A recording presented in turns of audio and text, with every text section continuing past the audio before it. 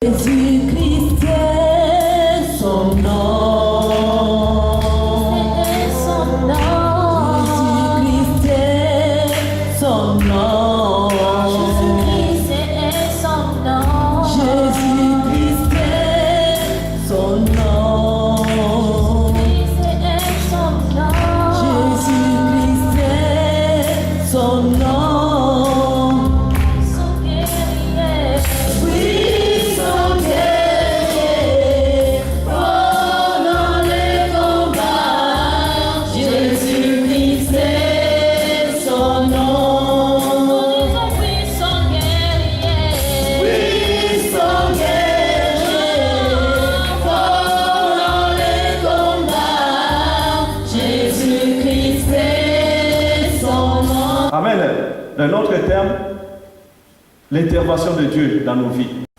C'est Matthieu chapitre 1, verset 18 à 25. Voici de quelle manière arriva la naissance de Jésus-Christ. Marie, sa mère, ayant été fiancée à Joseph, se trouva enceinte par la vertu du Saint-Esprit. Avant qu'ils eussent habité ensemble, Joseph, son époux, qui était un homme de bien et qui ne voulait pas la diffamer, se proposa de rompre secrètement avec elle. Comme il y pensait, voici un ange du Seigneur lui apparut en songe et dit: Joseph, fils de David, ne crains pas de prendre avec toi Marie, ta femme, car l'enfant qu'elle a conçu vient du Saint-Esprit. Elle enfantera un fils et tu lui donneras le nom de Jésus. C'est lui qui sauvera son peuple de ses péchés. Tout cela arriva afin que s'accomplisse ce que le Seigneur avait annoncé par les prophètes. Voici, la Vierge sera enceinte, elle enfantera un fils, et on lui donnera le nom d'Emmanuel, ce qui signifie Dieu avec nous. Joseph s'étant réveillé, fit ce que l'ange du Seigneur lui avait ordonné, et il prit sa femme avec lui, mais il ne le connut pas, jusqu'à ce qu'il y enfantait un fils, auquel il donna le nom de Jésus. Amen. Voici de quelle manière arriva la naissance de Jésus-Christ. C'est l'histoire de Marie. Marie était vierge, mais elle avait son fiancé qui s'appelle Joseph comme moi. Mais Joseph n'a pas touché Marie. Vous savez, à l'époque, chez les Juifs, même jusqu'aujourd'hui, si vous êtes fiancé, donc c'est interdit de dormir ensemble. Amen. Donc, de voir le corps. Et c'était comme ça. Mais dans le plan de Dieu, la Bible dit Joseph, son époux, qui était un homme de bien. Dieu avait donné la promesse, Dieu avait envoyé un ange du Seigneur pour dire à Marie que tu seras enceinte et tu vas enfanter un fils et tu lui donneras le nom de Jésus, celui qui va sauver le monde, bien les enfants d'Israël. Que Marie avait dit: mais Seigneur, comment ça sera-t-il? Parce que moi je ne connais pas d'homme. Mais l'ange de l'Éternel lui a dit: ne crains pas, le Saint-Esprit de Dieu viendra à toi et l'ombre de Tout-Puissant te couvrira.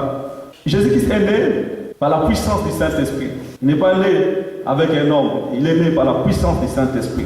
Et à l'époque, laissez-moi vous dire, si quelqu'un est fiancé, que la femme tombe enceinte, elle sera lapidée. Et lorsque Joseph avait entendu que sa fiancée était enceinte, la Bible dit: Joseph, son époux, qui était un homme de bien et qui ne voulait pas la diffamer, se proposa de rompre secrètement avec elle. Mais la Bible dit dans le verset 20, la Bible dit: comme il y pensait, voici un ange du Seigneur lui apparut en songe. Dieu avait intervenu directement. Amen.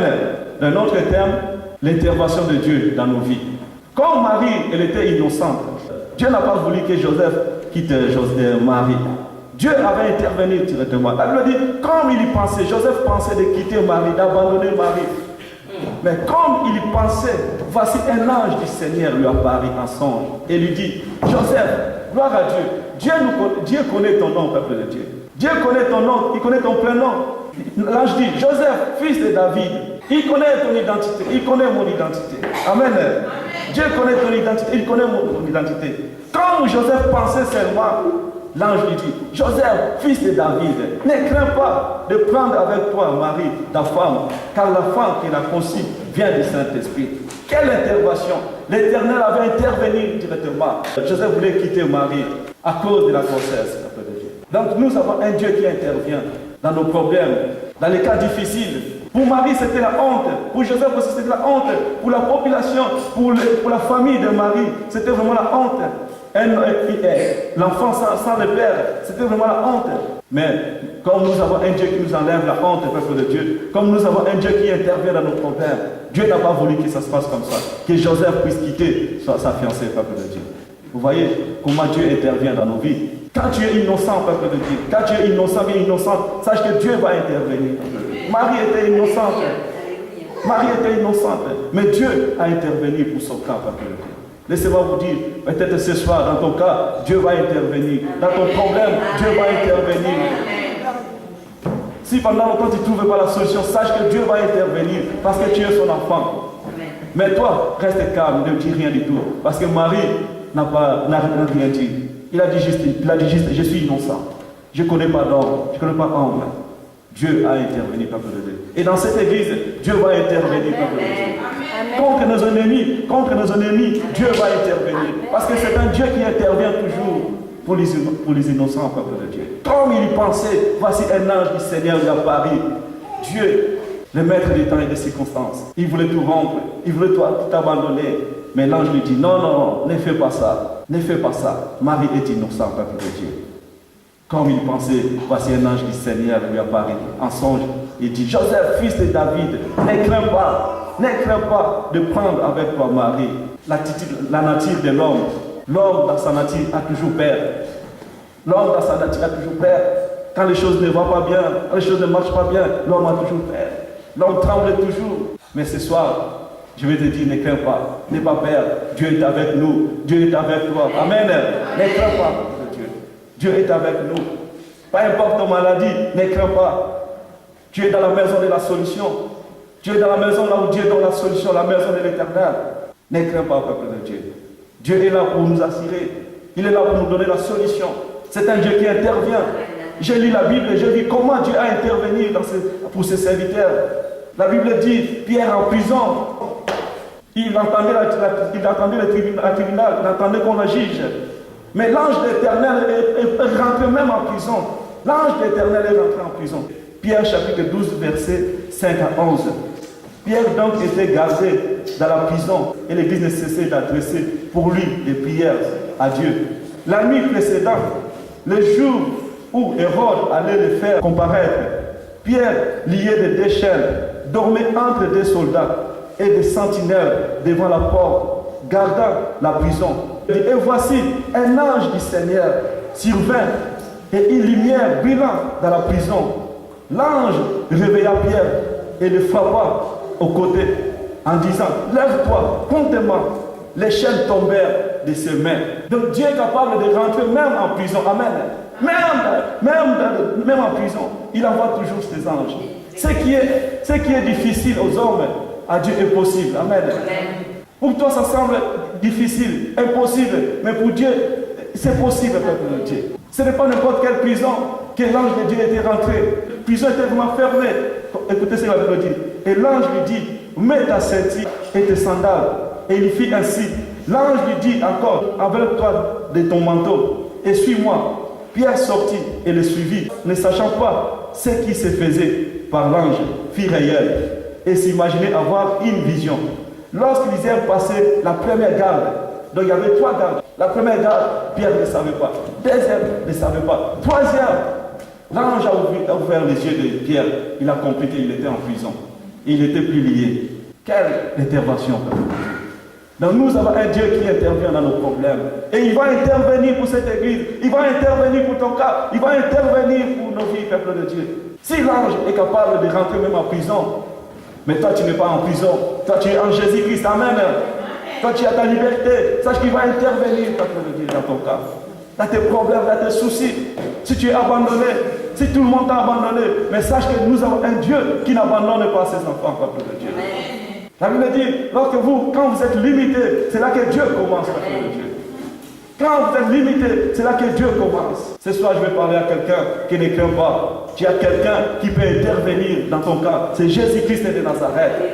Parce que la Bible dit, il était mort sur la croix et ressuscité. Et il est vivant. Et il donne la vie. Et à tous ceux qui l'ont reçu, Dieu les a donné le pouvoir de devenir enfants de Dieu, peuple de Dieu. Nous avons un Dieu qui intervient. Quel que soit ton problème, quelle que soit ton maladie, quelle que soit ta situation, Dieu est capable d'intervenir, peuple de Dieu. Aie confiance à lui. Comme David dit, l'Éternel est mon berger, je ne manquerai de rien. David avait confiance en Dieu. La Bible dit, même quand je marche dans la vallée de la l'ombre et de la mort, je ne crains aucun mal, car tu es avec moi. C'est David qui parle, parce qu'il avait confiance en son Dieu, peuple de Dieu. Aie confiance en ton Dieu. Quel que soit ton problème, quelle que soit ta maladie, aie confiance en ton Dieu.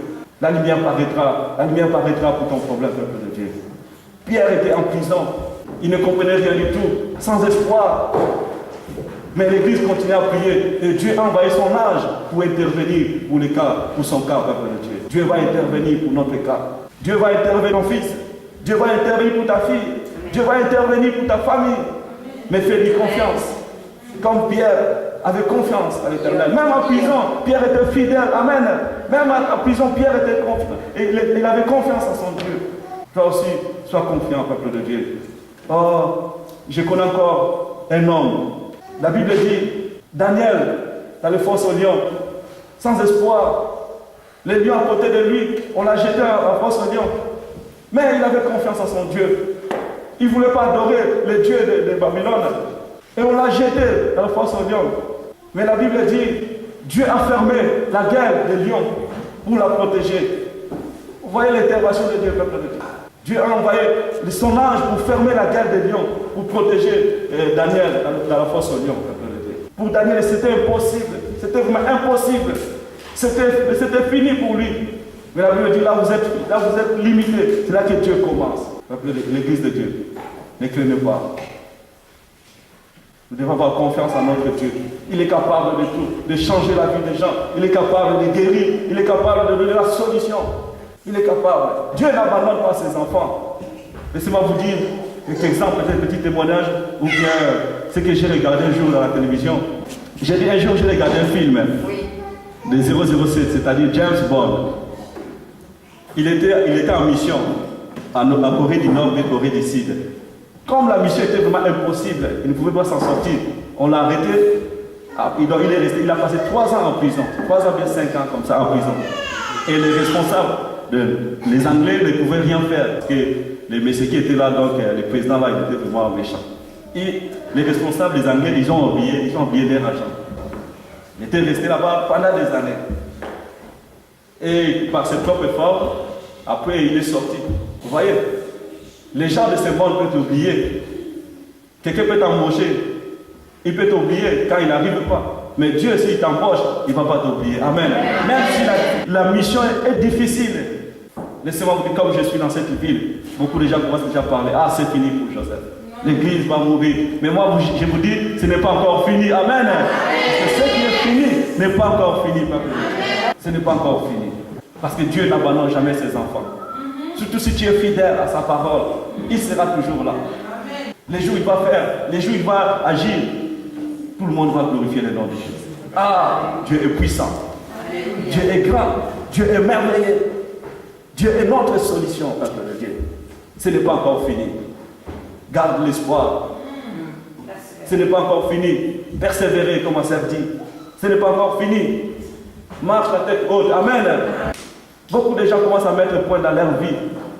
Mais moi, je te dis, au lieu de mettre point, mets virgule. Amen. Même si tu ne trouves pas la solution, virgule. Amen.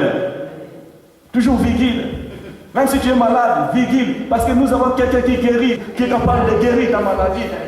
Et tant que tu n'es pas encore mort, il ne faut pas perdre l'espoir, peuple de Dieu. Et tant que tu vis toujours, comme tu vis toujours, il ne faut pas perdre l'espoir. Parce que la vie n'est pas encore finie. Un jour, j'ai regardé à la télévision un clochard, un sans-abri en Amérique. Il dormait là, il a passé toute sa vie là-bas dehors. Mais un jour, il a ramassé 5 balles. Et c'était vraiment très cher. Et ce n'était pas pour n'importe qui, c'était pour la star d'Amérique. Et la star là, bien la vedette là, elle avait donné des annonces en Amérique que j'ai perdu mon bac. Et si quelqu'un la trouve, elle sera récompensée. Et pourtant, c'est sans-abri qui avait ramassé cette bague là. Et lorsqu'il a trouvé cette bague là, il a donné à la dame là. La dame là a donné $100 000.